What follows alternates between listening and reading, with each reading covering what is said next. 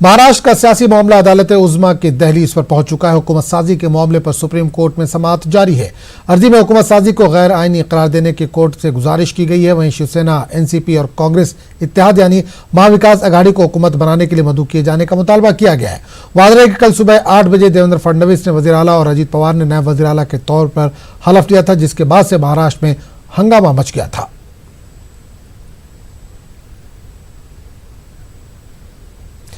Shiv Sena leader Sanjay Raut ने कहा कि कल बीजेपी ने महाराष्ट्र और हिंदुस्तान के अवाम के साथ पॉकेटमारी की है। अब बीजेपी को इंदिरा गांधी के इमरजेंसी के फैसले को बुरा भला कहने का हक नहीं है, क्योंकि बीजेपी ने भी वही रास्ता इख्तियार किया जो वो दूसरों पर इल्जाम लगाते हैं।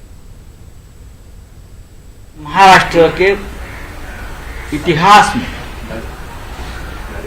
देश के इतिहास में लोकतंत्र के लिए काला दिन था, ब्लैक सैटरडे। जिस तरह से महाराष्ट्र के राजभवन में महाराष्ट्र के मुख्यमंत्री ने शपथ ग्रहण किया, वो एक्सीडेंटल शपथ ग्रहण था। महाराष्ट्र के मुख्यमंत्री शपथ ग्रहण करते और महाराष्ट्र की जनता को पता नहीं, ये पहली बार देश में हुआ। एक राज्य का मुख्यमंत्री शपथ ग्रहण करता है और राज्य की जनता को पता नहीं, जनता सोई है, जनता को कुछ पता नहीं क्या चल रहा है। अचानक जनता जागती है तो उनको पता चलता है कि किसी ने शपथ ली है। इस प्रकार का काम जो होता है हमारे यहाँ पिक पॉकेटिंग वाले लोग करते हैं, पीछे से आकर पॉकेट मार देते हैं। ऐसा ही कल लोकतंत्र में हुआ है। राष्ट्रपति भवन और राजभवन का इतना दुरुपयोग देश के इतिहास में पहले कभी नहीं हुआ। 5 बजे राष्ट्रपति भवन से आदेश आता है और महाराष्ट्र का राष्ट्रपति शासन को हटाया जाता है। इतनी क्या जल्दी थी? शिवसेना को 24 घंटे भी नहीं देते हैं, एनसीपी को 24 घंटे भी नहीं मिल जाते हैं, लेकिन एक फर्जी डॉक्यूमेंट अजीत पवार लेके जाता है राजभवन में, फर्जी डॉक्यूमेंट, और उसको सही मानकर महाराष्ट्र के राज्यपाल श्रीमान आदरणीय भगवान जी कोश्यारी जी वो फर्जी डॉक्यूमेंट को सही मानकर उनको शपथ ग्रहण करते हैं महाराष्ट्र के मुख्यमंत्री का। ये मौका शिवसेना को क्यों नहीं मिला? ये मौका एनसीपी को क्यों नहीं मिला? आज हम तीनों पार्टी की तरफ से राज्यपाल जी को सत्ता बनाने का दावा हम पेश करने वाले थे। उससे पहले जिस प्रकार से दांव पे षड्यंत्र रचा है बीजेपी ने, वो काला दिन है। अब बीजेपी को यह अधिकार नहीं कि इंदिरा गांधी के आपातकाल को काला दिन कहे, लोकतंत्र की हत्या कहे। उससे भी घृणास्पद कार्य महाराष्ट्र में छत्रपति शिवाजी महाराज के महाराष्ट्र में कल हुआ है, मैं आपको बताना चाहता हूं। लेकिन आप कुछ भी करें,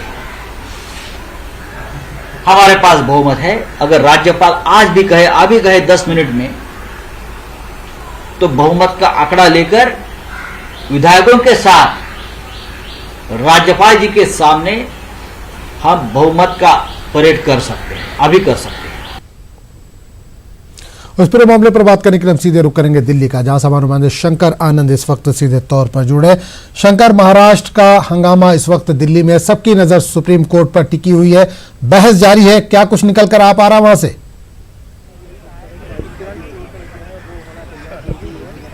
निश्चित तौर पर देखिए, सियासत तो महाराष्ट्र में चल रही है, लेकिन उसका असर राजधानी दिल्ली में भी देखने को मिल रहा है, क्योंकि राजधानी दिल्ली की अगर बात करें तो यहाँ पर सुप्रीम कोर्ट में अब पूरा इस मामले पर अब ये पूरा केंद्र बिंदु बना हुआ है। और अगर बात करें तो इस वक्त में सुप्रीम कोर्ट के अंदर में जो सुनवाई चल रही है, जो दलील देने का काम चल रहा है, उसमें अभिषेक मनु सिंघवी एनसीपी की तरफ से दलील दे रहे हैं। हालांकि उससे पहले कपिल सिब्बल को मौका दिया गया और कपिल सिब्बल ने बकायदा शिवसेना की तरफ से अपनी दलीलों को रखा।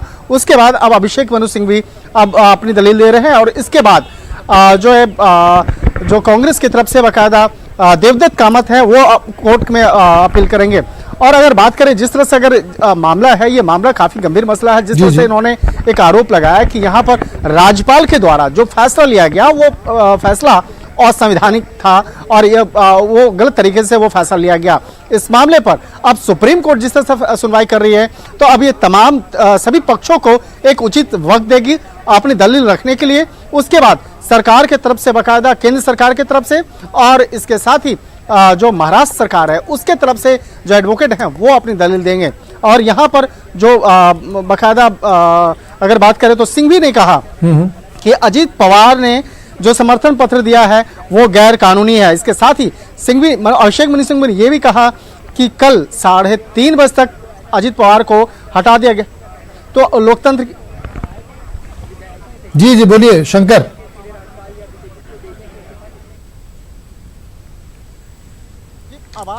शंकर, अब तक आवाज अगर पहुंच रही हो तो बात अपनी कंटिन्यू रख सकते हैं।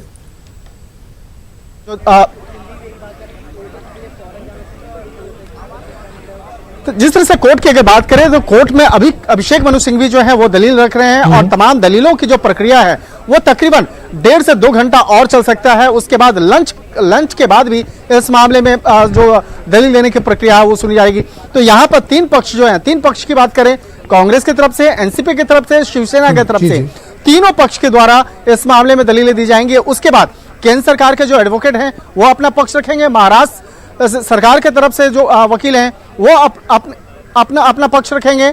उसके बाद इस मामले पर तमाम दलीलों को सुनने के बाद इस मामले में सुप्रीम कोर्ट अपना फैसला सुनाएगी। हालांकि सुप्रीम कोर्ट में जो तीनों बेंच की अगर इस बेंच की अगर बात करें तो 3 सीनियर जो जस्टिस हैं वो इस मामले में फैसला करेंगे कि जिस तरह से बाकायदा एक रिट पिटीशन फाइल किया गया कल रात में, और काफ़ी यहाँ पर कल जिस तरह से एक देखा जाए हाई वोल्टेज ड्रामा जो कल रात में हुआ बाकायदा यहाँ पे, और यहाँ पर शिवसेना, एनसीपी, कांग्रेस के द्वारा यहाँ पर पिटीशन दायर किया गया और यहाँ पर याचिका दायर के कहा गया कि वहाँ पे महाराष्ट्र में गलत तरीके से वहाँ पर सरकार बनाने का न्योता दिया गया और हमारे पास पूर्ण बहुमत है। तो पूर्ण बहुमत वाली बात यहाँ पर देखिए, बीजेपी सरकार जो है, बीजेपी की सरकार जो मौजूदा है वो भी कह रही है कि हमारे पास पूर्ण बहुमत है और हमें आपने मौका दिया है, तो हम आप जो तारीख मुकर्रर पहले से की गई है 30 तारीख तक हम इसको साबित करेंगे।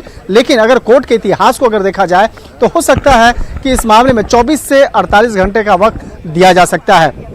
और इसके पीछे भी जो वजह है वो मैं आपको बताना चाहूँगा कि अगर पहले देखा जाए उत्तर प्रदेश के पूर्व मुख्यमंत्री, भूतपूर्व मुख्यमंत्री जगदम्बिका पाल के मामले में जिस तरह से हुआ, तो वो बात को देखा जाए तो 24 से 48 घंटे का वक्त मुकर्रर हो सकता है और इस वक्त के अंदर में सरकार को कहा जाएगा कि आप अपना बहुमत साबित करें। हालांकि कपिल सिब्बल के द्वारा जो एक दलील दी गई, कपिल सिब्बल की तरफ से बोला गया कि जिस तरह से कर्नाटक में 24 घंटे के अंदर में वहाँ पे सरकार को बोला गया था कि आपके पास अगर समर्थन है, बहुमत है, तो आप अपना साबित करें। तो कहीं ना कहीं ये पूरा मसला जो है काफी जो एक विवादास्पद जो है वो बन गया था। यहाँ पर राजनीतिक जो आरोप प्रत्यारोप का जो दौर है पिछले कुछ दिनों से लगातार चलता आ रहा था। तो एक तरह से कहा जा रहा है कि इस मामले की गंभीरता को देखते हुए सुप्रीम कोर्ट अब इस मामले में अभी सुनवाई के लिए तैयार होगी। हालांकि आज रविवार का दिन है, रविवार के दिन सामान्य तौर पर कोर्ट बंद होता है, लेकिन कल इस मामले में जिस तरह से पिटीशन दायर किया गया और इस मामले पर कहा गया कि इस मामले में हमारे जो मसले हैं वो काफ़ी गंभीर हैं और इस मामले पर मामले की नज़ाकत को देखते हुए आज बाकायदा इस मामले की सुनवाई होनी चाहिए, तो उसी मामले पर आज सुनवाई चल रही है। बिल्कुल शंकर, एक चीज और जानना चाहेंगे। संजय राउत का भी आपने बयान सुना, उन्होंने कहा कि अगर 10 मिनट का भी मौका हमको दे तो 10 मिनट में भी हम जो है साबित कर देंगे, नंबर हमारे पास पूरे मौजूद हैं। बीजेपी कल तक कह रही थी कि 170 नंबर है उसके पास, लेकिन क्या कुछ आज बीजेपी कदम पीछे हटाती दिख रही है? कुछ लोगों से बात हुई आपकी?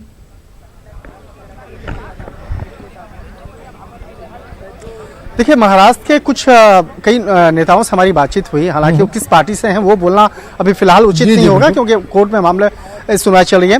तो उनका कहना था, उनकी जो एक उड़ती हुई हवा जो एक बाकायदा जिस तरह से कहा जा रहा है कि शिवसेना से भी कई जो विधायक हैं वो बीजेपी के संपर्क में हैं और जिस वक्त में फ्लोर टेस्ट होगा तो हो सकता है अपना वो जो अपना समर्थन है वो बीजेपी के फेवर में दे सकते हैं। इसके साथ ही जो शरद पवार के साथ में जो एनसीपी है बाकायदा उसके भी कुछ विधायक बीजेपी के संपर्क में हैं। हालांकि वो तमाम बैठक जितने भी मीटिंग्स हैं उसमें जरूर बैठे हुए हैं, लेकिन उनका समर्थन बीजेपी के साथ है और जिस वक्त में फ्लोर टेस्ट होगा उस वक्त में ध्वनि मत से नहीं बल्कि जब टेस्ट होगा बाकायदा उस वक्त में अपना वोट करके अपना समर्थन जता सकते हैं। तो ये मसला काफी यहाँ पर संगीन इसलिए बनता जा रहा है, काफी महत्वपूर्ण इसलिए बनता जा रहा है। एक तरफ देखा जाए बीजेपी की जो सरकार है, जो मौजूदा सरकार है महाराष्ट्र में, वो कह रहा है कि हमारे पास पूर्ण बहुमत है और हम निश्चिंत हैं। लेकिन वहां पर दूसरी तरफ देखा जाए शिवसेना, एनसीपी, कांग्रेस का जो गठबंधन है वो कह रहा है कि हमारे पास पूर्ण बहुमत है और हम साबित कर सकते हैं। तो यहाँ पर देखना लाजमी होगा कि कोर्ट इस मामले पर क्या निर्णय देता है और कोर्ट इस तमाम मामले की गंभीरता को देखते हुए तमाम दलीलों को फिलहाल अभी सुन रही है। तो कपिल सिब्बल की दलील सुनने के बाद अभिषेक मनु सिंह भी अपनी दलील फिलहाल कोर्ट में रख रहे हैं। चलिए, बहुत बहुत शुक्रिया शंकर, इस तमाम जानकारी के लिए। आप नजर बनाए रखें, आपके बाद दोबारा लौटेंगे। फिलहाल दिल्ली से तमाम जानकारी के लिए बहुत बहुत शुक्रिया।